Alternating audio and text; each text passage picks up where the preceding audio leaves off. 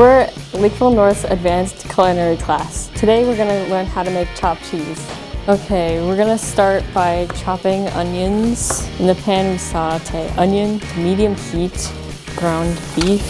I want the ground beef to get nice and brown thoroughly. That's sizzling good. We're going to also season the ground beef with Lowry seasoning, smoked paprika, cayenne pepper, and chili powder. And meanwhile, we're gonna add the homemade buns to the griddle so they can get nice and toasty. We're gonna put the butter side face down.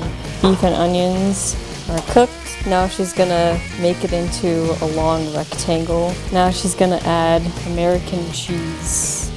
She's gonna use a lid to help the cheese melt.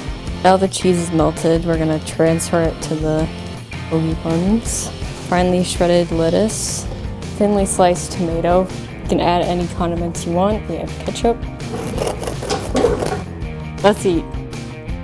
It's really good. Delicioso. It's very similar to a hamburger, and the homemade bread is nice and toasted and buttery, and the flavors go really well together.